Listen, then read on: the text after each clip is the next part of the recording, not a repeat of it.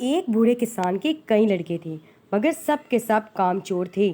بیچارہ کسان بوڑھا اور کمزور ہونے کی وجہ سے کھیتی باڑی کا کام اچھی طرح نہیں کر سکتا تھا، اس لیے اس کے کھیت میں غلہ بہت کم ہوتا تھا۔ ایک دن کسان اپنے بیٹے کو ساتھ لے کر کھیت پر گیا اور ان سب کو پاس بلا کر بولا، پیارے بیٹو، میں اب بہت بوڑھا ہو گیا ہوں، نہ جانے کس وقت مر جاؤں۔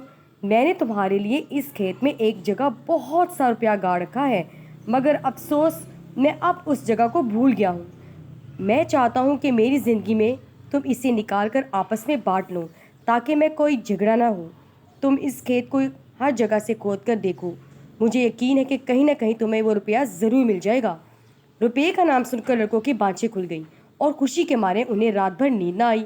صبح اٹھتے ہی سب نے پھاوڑے اٹھائے اور کھیت میں جاتے کھدائی شروع کر دی۔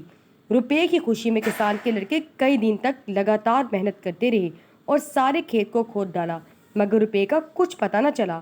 جب سارے کھیت کی کھدائی ہو چکی تو کسان کے ایک بیٹے نے کہا، بابا، تم نے روپیہ کہاں گاڑا تھا؟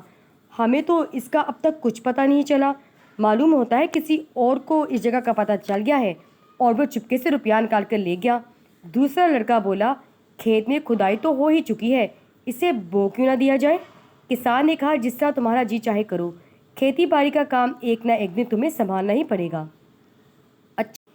اچھا ہے جو ابھی سے شروع کر دو۔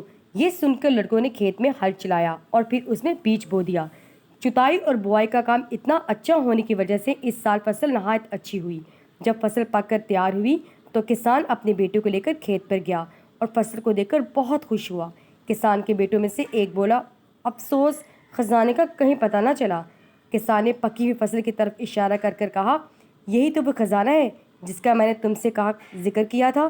مجھے خوشی ہے کہ تم نے اسے اپنی محنت سے حاصل کیا ہے۔